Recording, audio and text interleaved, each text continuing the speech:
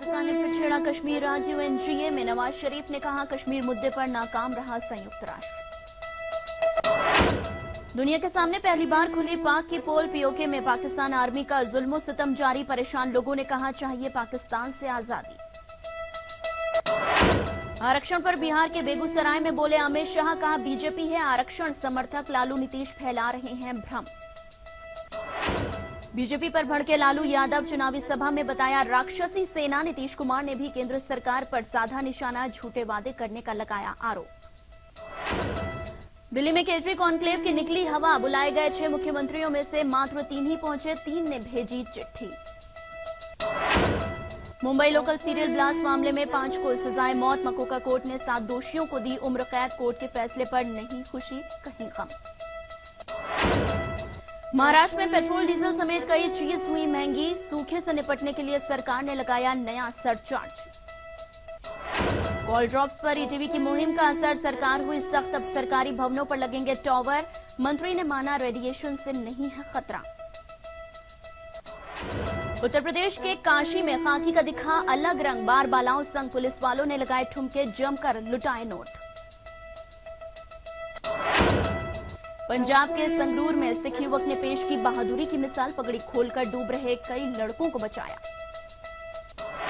PM Modi के make in India और digital India का दुनिया भर में चला जादू। एफडीआई के मामले में भारत ने चीन और अमेरिका को पीछे छोड़ा। बना नंबर 1। दुश्मनों की नींद उड़ाने आ गया आईएनएस कोची। नौसेना के बेड़े में हुआ शामिल। पूरी तरह से देश में बना है सबसे बड़ा वॉरशिप। 15 सीरियल धमाकों से दहला चीन। 5 से ज्यादा लोगों की मौत। पार्सल बमों से किए गए ब्लास्ट। रूस करने लगा इस्लामिक स्टेट के खिलाफ हमला। भारत को बताकर सीरिया में आईएस के ठिकानों पर कर रहा है हवाई हमला। 2 बार की वर्ल्ड चैंपियन वेस्टइंडीज अब नहीं खेल पाएगी आईसीसी चैंपियन ट्रॉफी 2017। बांग्लादेश ने किया क्वालिफाई।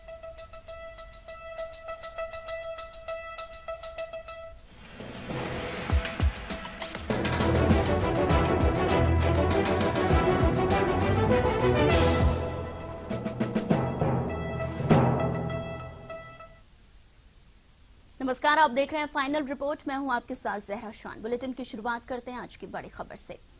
पाकिस्तान के प्रधानमंत्री नवाज शरीफ ने एक बार फिर कश्मीर रात छेड़ा है। संयुक्त राष्ट्र सभा को संबोधित करते हुए नवाज शरीफ ने कहा है कि कश्मीर मसले को सुलझाने में यूएन नाकाम रहा है। नवाज ने कहा है कि भारत और पाकिस्तान दोनों को सरहद पर तैनात सैनिकों की तादाद घटानी चाहिए। उन्होंने ये भी कहा कि दोनों देश एक दूसरे को जंग की धमकी ना दें। यही नहीं, नवाज ने सुरक्षा परिषद में भारत की अस्थायी सदस्यता की मांग का भी परोक्ष रूप से विरोध किया है। नवाज ने कहा है कि सुरक्षा परिषद के विस्तार की कोई जरूरत नहीं है।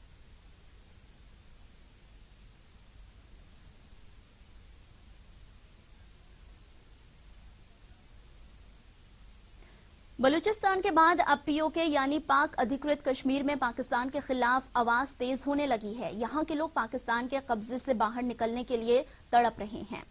पाक अधिकृत कश्मीर की बेबसी और तड़प पहली बार दुनिया के सामने आई है।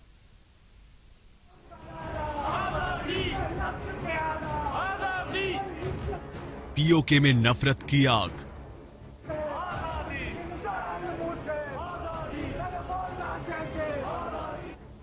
पाकिस्तान के खिलाफ भड़की आवाम।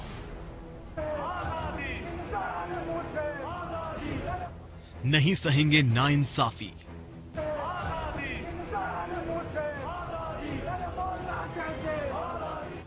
लेकर रहेंगे आजादी।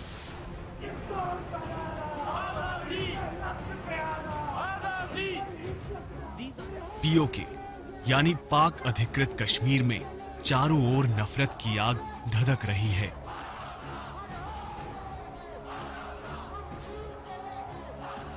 लोग सड़कों पर उतर गए हैं। पाकिस्तान के खिलाफ जमकर नारेबाजी हो रही है। जगह जगह प्रदर्शन हो रहे हैं।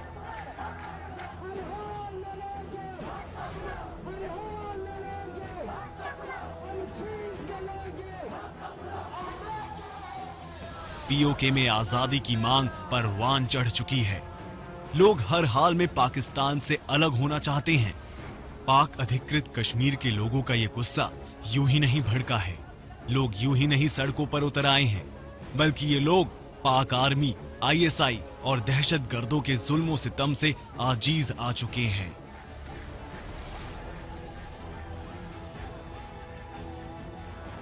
अब इनके पास पाकिस्तानी सत्ता के खिलाफ विद्रोह के सिवा कोई और रास्ता नहीं बचा है।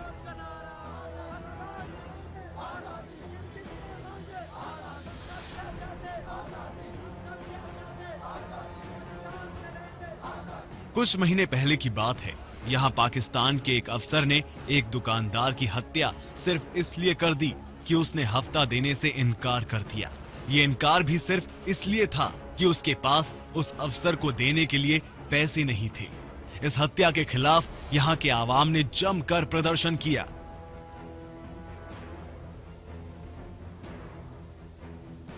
पाकिस्तानी अफसर पाक अधिकृत कश्मीर के लोगों पर तरह तरह के जुर्म करते हैं।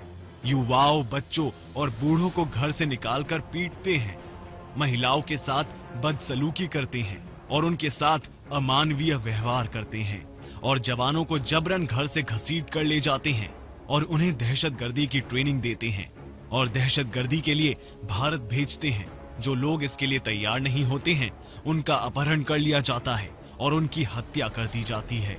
पाक अधिकृत कश्मीर के लोग बेहद गरीबी और बेचारगी में जीते हैं। इन्हें बुनियादी सुविधाएं भी मयस्सर नहीं है।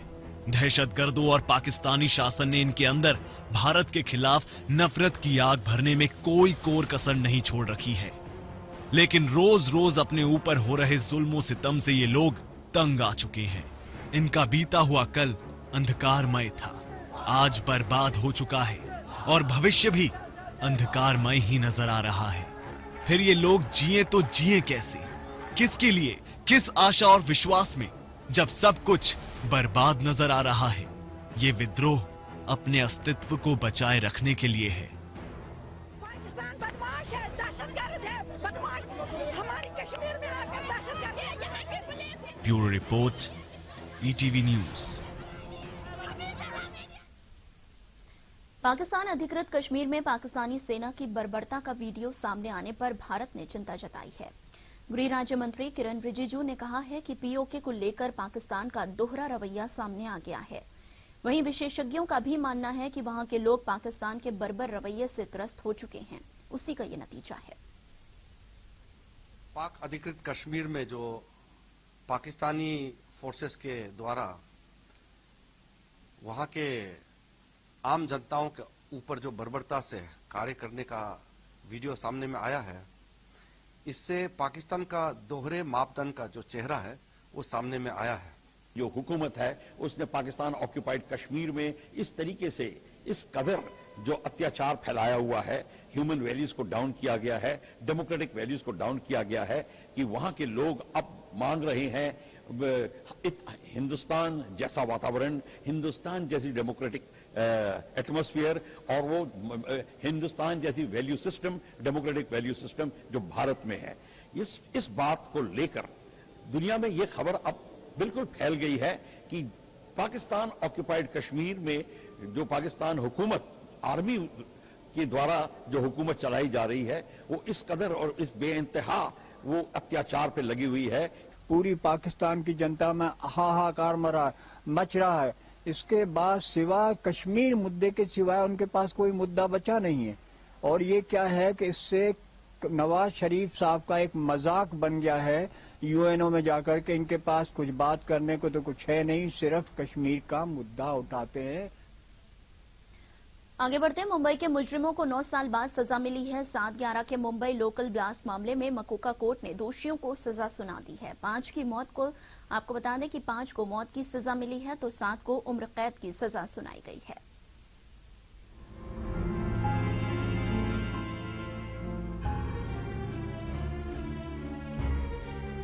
नौ साल बाद फैसला आया है। 9 साल बाद मुंबई को इंसाफ मिला है। जख्म 11 जुलाई 2006 को मिले, लेकिन उसे भरने में 9 साल लग गए। आखिरकार मुंबई के गुनहगारों को सजा मिली। 5 दोषियों को मौत की सजा मिली, जबकि 7 को उम्र कैद की सजा सुनाई गई। ये जो एक आज फैसला आया है वो एक बहुत बड़ा अहम फैसला है और उससे पुलिस की क्रेडिबिलिटी और इन्वेस्टिगेशन की और पब्लिक का पुलिस के प्रति जो फेथ है वो भी उस पर भी एक सिक्का लगा।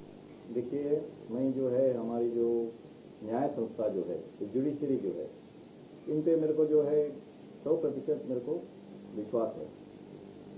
कारण जो है यहाँ देर लगता है, कारण जो हमारे कोर्ट कम है और लिटिगेशन ज्यादा है। जिन 5 दोषियों को मौत की सजा मिली वो है कमाल अंसारी, फैजल शेख, एहतेशाम सिद्दीकी, नवेद हुसैन और आसिफ बशीर खान। और जिन 7 दोषियों को उम्र कैद की सजा सुनाई गई वो हैं डॉक्टर तनवीर, मोहम्मद माजिद, जहीर अहमद, साजिद अंसारी, अब्दुल वाहिद शेख, मुजम्मिल शेख, सुहेल शेख, मोहम्मद अली शेख। लेकिन मुंबई में समाजवादी पार्टी के अध्यक्ष अबू आजमी को मकोका कोर्ट का ये फैसला रास्त नहीं आया। The evidence in this case is shoddy to say the least. Not fit for conviction, let alone a death sentence. Sentenced to long terms of imprisonment. I'm shocked. Yes, of course. हमें ये उम्मीद है कि जब हम high court पहुंचेंगे तो इंशाअल्लाह फैसला इन मुल्जिमीन के हक में होगा। असल मुस्लिम थे, उनको पकड़ा ही नहीं गया, असल मुस्लिमों को, बेगुनाहों को फांस दिया। इतने लोग मरे थे इसके अंदर, इतना प्रॉपर्टी को लॉस हुआ था, आतंकवाद गतिविधियां देश में बढ़ रही हैं, तो इसमें किसी आदमी को कम सजा देने की जरूरत नहीं, सबको फांसी की सजा दो। परंतु मुझे अफसोस साथ कहना पड़ता है कि जितने लोग पकड़े गए सब बेगुनाह हैं। 7/11 को मुंबई ट्रेन ब्लास्ट हुए। मुंबई की लोकल ट्रेनों में सिलसिलेवार धमाके हुए। शाम 6:24 से 6:35 बजे के बीच हुए इन धमाकों में कुल 189 लोगों की मौत हुई, जबकि 824 लोग घायल हुए। एटीएस ने इस मामले में 30 लोगों के खिलाफ चार्जशीट दाखिल की, जिसमें 13 पाकिस्तानी और 17 भारतीयों को आरोपी बनाया गया, जिसमें 4 भारतीय आरोपी अब भी फरार हैं। बाकी 13 आरोपियों में से 12 को मकोका कोर्ट ने 11 सितंबर 2015 को दोषी करार दिया था। अब सजा का ऐलान हुआ है। अब पीड़ितों के जख्म भरे हैं, लेकिन जिनको हमेशा के लिए खो दिया उनका दर्द कभी कम नहीं होगा। Bureau report, ETV news. Mumbai के गुनाहगारों को सजा तो मिल गई, लेकिन धमाकों की गूंज आज भी पीड़ितों के कानों में गूंज रही है। धमाकों का वो दर्द आज भी पीड़ितों के दिल में टीस बनकर उठ रहा है।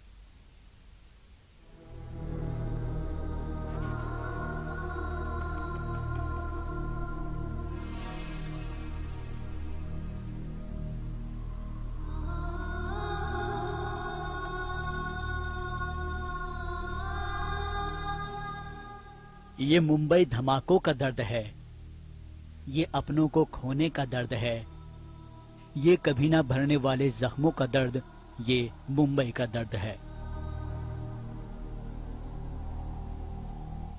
ऐसा ही दर्द इंद्र कुमार सराफ और प्रभाकर मिश्रा के सीने में दफन है। आज से 9 साल पहले मुंबई के लाइफलाइन कही जाने वाली लोकल ट्रेन में हुए सिलसिलेवार धमाकों ने उन्हें दहला कर रख दिया था। एक बार को उनको लगा कि लोकल ट्रेन में उनकी लाइफ का ये आखिरी सफर होगा। दोनों ने मौत को मात तो दे दी, लेकिन धमाकों की गूंज आज भी इनके कानों में गूंज रही है। इंद्र कुमार के कंधों से आज भी लोहे का नटबोल्ट बाहर नहीं निकाला जा सका, जबकि प्रभाकर मिश्रा के घाव आज भी धमाकों की खौफनाक दास्तां बयां कर रहे हैं। खार से ट्रेन स्टार्ट हुई थी और सांता क्रूज स्टेशन आने के थोड़ी सी देर पहले ये अपने आप को पाया मैंने। वो जिसमें ब्लास्ट हुआ उसमें तो मैं होश में नहीं था, तो मेरे थोड़ी झपकी लग गई थी, झपकी में ही ये ब्लास्ट हुआ था। मुझे एग्जैक्टली मालूम नहीं थी कि ब्लास्ट हुआ। वो ट्रेन कुछ मिनटों के बाद ग्रैंड रोड आई होगी, एग्जैक्ट पता नहीं, लेकिन वो ज्यों ही दादर क्रॉस की माटुंगा पहुंच रही थी, क्यों ही एकाएक जोर की आवाज आई। समझ में नहीं आया क्या हुआ। मैं सेल पे बात कर रहा था अपने ग्रैंडसन से, वो इंक्वायरी कर रहा था कब तक घर पे आएंगे। एकाएक ब्लास्ट होने के बाद धमाकों का खौफ परिवारों पर हावी दिखा। आंखों में बेबसी के आंसू का सैलाब था, निगाहें टेलीविजन पर टिकी थी और दिल में उम्मीद और होठों पर अपनों की सलामती की दुआ। रोने के अलावा मुझे कुछ सूझ ही नहीं रहा था, मैं खाली रो गई थी। जब घर पे आए तो देखे हम लोग, फिर डॉक्टर के पास लेके गए। फिर वहाँ से डॉक्टर बोला कि बोरीवली दूसरे डॉक्टर के पास लेके जाओ, मेरी हालत खराब हो गई थी। हम लोग सोचते कि बम्बई है, इससे अच्छा गाँव में ही रहेगा। धमाकों ने दर्द दिया तो सरकार के सुस्त सिस्टम ने तोड़ कर रख दिया। मुआवजे के नाम पर महज 50-50 हजार रुपए का मरहम लगाया गया, जो जख्मों को बिना भरे ही खत्म हो गए। और फिर इंसाफ के लिए 9 साल का लंबा इंतजार। आखिर दर्द कम हो तो कैसे? मैंने उस समय डॉक्टर को यहाँ तक भी बोल दिया था कि डॉक्टर मुझे यहीं खत्म कर दो, मुझे घर नहीं जाना है, क्योंकि इस लाश को मेरे घर वाले लेके भी क्या करेंगे, तो मेरी सेवा करते करते उनका जीवन बर्बाद हो जाएगा। तो डॉक्टर ने बोला नहीं, आप आशा मत छोड़ो, आपकी बॉडी में जान, फिर से आपके शरीर में जान आ जाएगी। तो 3 दिन के बाद में मेरे थोड़ा थोड़ा पैर के अंगूठा हिलना शुरू हुआ। और 1 साल के बाद भी राइट ईयर 90% तक ठीक हुआ, 100 तो नहीं, लेफ्ट ईयर स्टिल 50% तक काम कर रहा है। अगर उधर से होके आवाज आती है तो सुनाई नहीं पड़ती। फिर से कहता हूँ, फिर से बोलिए, फिर से कहिए।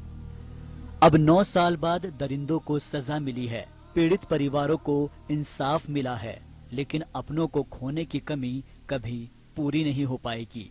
जो धमाकों में हमेशा के लिए अपनों से ही दूर हो गए, उनकी वापसी कभी नहीं हो पाएगी। फैजान खान के साथ अजय कुमार, ETV न्यूज। और यहाँ पर रुकेंगे एक छोटे से ब्रेक के लिए, फौरन लौटेंगे कुछ और बड़ी खबरों के साथ।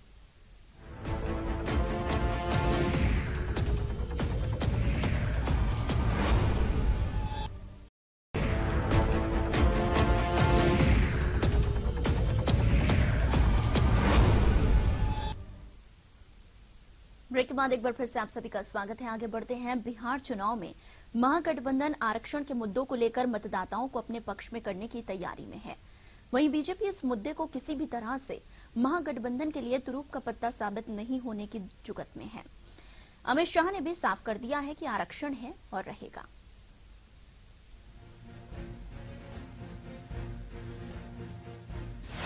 बिहार चुनाव में आरक्षण की आग, आरक्षण की आड़ में महागठबंधन की सियासत, बीजेपी की दो टूक, नहीं खत्म होगा आरक्षण। बिहार में चुनावी घमासान चरम पर है। मतदाताओं को रिझाने के लिए महागठबंधन पुरजोर तरीके से आरक्षण के मसले को भुना रहा है, जबकि बीजेपी इसे चुनावी मुद्दा नहीं बनने देना चाह रही है। ये बात बीजेपी अध्यक्ष अमित शाह ने बेगूसराय में खुलकर साफ कर दी। मैं बिहार की जनता को कहना चाहता हूँ कि लालू जी सफेद झूठ बोल रहे। भारतीय जनता पार्टी आरक्षण की समर्थक है और आरक्षण में कोई प्रकार का बदलाव भारतीय जनता पार्टी नहीं चाहती। बीजेपी सफाई दे रही है, आरक्षण के सपोर्ट की आड़ ले रही है, लेकिन लालू प्रसाद आरक्षण का पत्ता फेंकने से बाज नहीं आ रहे हैं। बीजेपी के बोल दिया कि रिजर्वेशन, दलितों का रिजर्वेशन, पिछड़ों का रिजर्वेशन समीक्षा करके खत्म किया जाए। देखा हम खबर, हमारा कौन बड़ी का है, लालू के रहते हमारा बिहार विधानसभा के चुनावी बयान में विकास की बात कहीं पीछे छूट गई और अब आरक्षण की सियासी आंधी चल रही है। आरक्षण की आड़ में दांव पर दांव खेला जा रहा है। महागठबंधन बीजेपी पर निशाना साध रहा है, तो बीजेपी महागठबंधन पर सवाल खड़े कर रही है। Bureau report, ETV news. Bihar विधानसभा चुनाव को लेकर बीजेपी आज अपना विजन डॉक्यूमेंट जारी करेगी। केंद्रीय वित्त मंत्री अरुण जेटली इसे जारी करेंगे। घोषणा पत्र की जगह विजन डॉक्यूमेंट लाने के पीछे ये दलील दी जा रही है कि पार्टी बिहार के विकास के लिए क्या करेगी। इस बात का इसमें विस्तार से जिक्र होगा।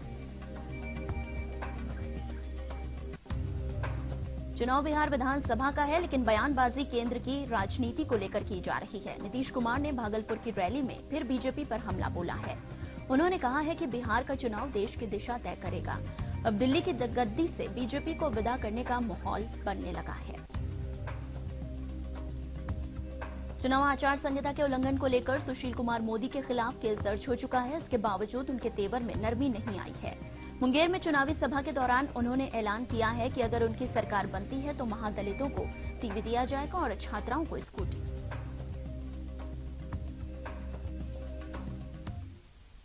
और यहाँ पर रुकेंगे, एक और छोटे से ब्रेक के लिए फौरन लौटेंगे।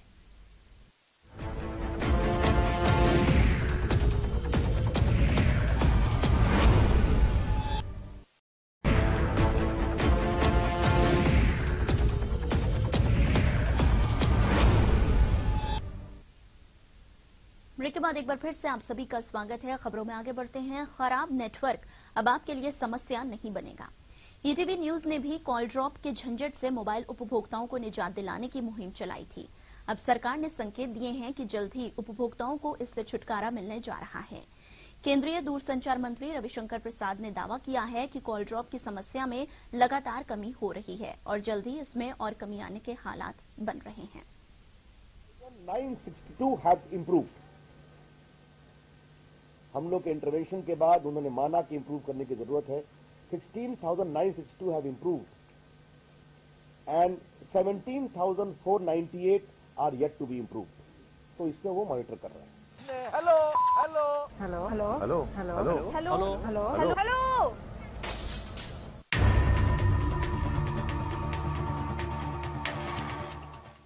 कॉल ड्रॉप से परेशान उपभोक्ताओं के लिए खुशी की खबर देते हुए केंद्रीय दूरसंचार मंत्री रविशंकर प्रसाद ने दावा किया कि सरकार की सख्ती के बाद हालात सुधर रहे हैं। ईटीवी ने उपभोक्ताओं की समस्या को काफी तवज्जो दी। हमने कॉल ड्रॉप से परेशान उपभोक्ताओं की मुश्किलों के खिलाफ मुहिम चलाई। अब दूरसंचार मंत्री ने माना है कि हालात खराब थे, लेकिन सरकार सख्त हुई और मोबाइल ऑपरेटर ने भी उपभोक्ताओं की परेशानी पर ध्यान दिया। दूरसंचार मंत्री ने हाल ही में हुए कुछ सर्वे का हवाला देते हुए हालात सुधरने के संकेत दिए हैं। कांस्टेंट इंप्रूवमेंट, मैं ये नहीं कहता हूं कि सब ठीक हो गया है, इंप्रूवमेंट बढ़ रहा है, आगे और बढ़ेगा और हमारा विभाग इसको कॉन्स्टेंटली मॉनिटर कर रहा है। रविशंकर प्रसाद ने कहा कि सरकार ने हालात सुधारने के लिए कई कदम उठाए हैं, जिसमें सरकारी दफ्तर समेत सार्वजनिक जगहों पर मोबाइल टावर लगाने का ऐलान भी शामिल है। बीटीएस टावर भारत सरकार की बिल्डिंग पर लगे, इसके लिए ऑर्डर इशू कर दिया गया। मैंने पोस्ट के मिनिस्टर के नाते कहा है कि पोस्ट के भी बिल्डिंग पर भी लगे, तो भी वो फॉलो कर रहे हैं, उसकी मैकेनिज्म बना रहे हैं। मैंने सारे चीफ मिनिस्टर्स को भी लिखा है कि केरला के मॉडल्स पर अपने आप ही सरकारी बिल्डिंग पर वो टावर लगाने की अनुमति दें। आपको बता दें कि कॉल ड्रॉप की समस्या से न सिर्फ उपभोक्ता मुश्किलों का सामना कर रहा था, बल्कि बिहार चुनाव के मद्देनजर बीजेपी भी विपक्ष के निशाने पर थी। उपभोक्ता को होने वाली इस समस्या को ईटीवी ने भी जोर शोर से उठाया और अब इसका परिणाम सामने है। Bureau report, ETV news. आगे बढ़ते हैं। दिल्ली में पश्चिम बंगाल के मुख्यमंत्री ममता बनर्जी से ETV news network head Jagdish Chandra ने मुलाकात की। इस बातचीत में बंगाल का विकास मुख्य मुद्दा था। बातचीत से स्पष्ट है कि पश्चिम बंगाल का डेवलपमेंट ही दीदी का मेन एजेंडा है। इसे हकीकत में तब्दील करने के लिए वो 2 दिनों से दिल्ली में इसी मुद्दे पर केंद्रीय मंत्रियों से बातचीत कर रही हैं। मंगलवार को वित्त मंत्री अरुण जेटली से भी मुलाकात की थी। वहीं अगले विधानसभा चुनाव पर भी दीदी का ध्यान है। वो चुनाव में अपने 5 साल के गुड गवर्नेंस के आधार पर वोट मांगेंगी और उन्हें भरोसा है कि अगले विधानसभा चुनाव में भी उनकी पार्टी को 2/3 बहुमत मिलेगा। वहीं बिहार के बारे में उन्होंने उम्मीद जताई है कि नीतीश कुमार फिर से सत्ता में वापसी करेंगे। दीदी दिल्ली अभियान पूरा कर आज सुबह कोलकाता के लिए रवाना हो जाएंगी। ETV news network head Jagdish Chandra और ममता बनर्जी से मुलाकात के दौरान ईटीवी न्यूज बांग्ला के एडिटर विश्व मजुमदार भी मौजूद थे।